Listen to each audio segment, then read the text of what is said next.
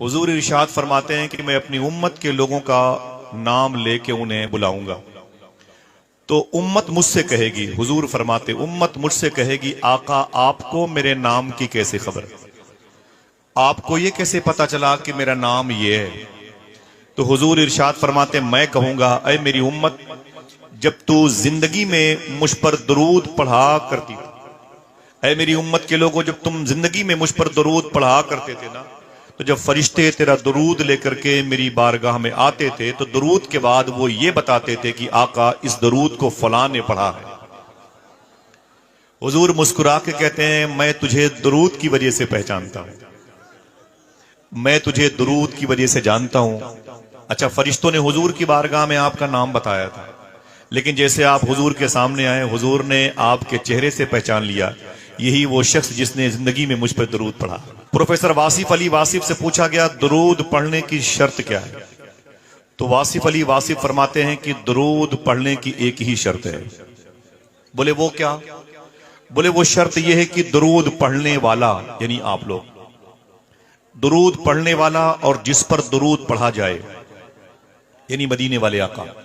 जुमला रिवर्स करता हूं, दरूद पढ़ने वाला और जिस पर दरूद पढ़ा जाए, दोनों का जमाना एक होना चाहिए।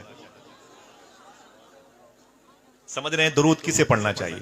सलाम आप दीवारों दर से नहीं करते, अपनी बुलेट गाड़ी से सलाम नहीं करते, अपनी कार से सलाम, जहां जवाब मिलने की उम्मीद होती है वहीं सलाम करते हैं।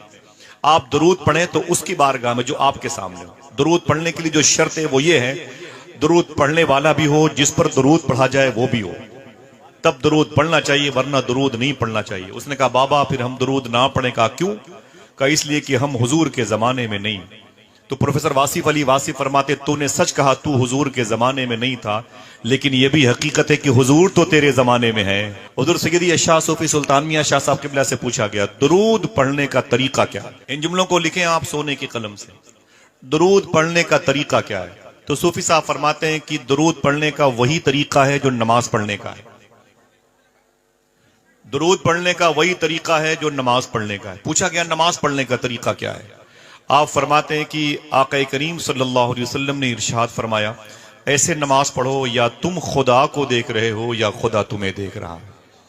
फिर सूफी साहब कहते हैं ऐसे ही दरूद पढ़ो या तुम नबी को देख रहे हो या नबी तुम्हें देख रहा है।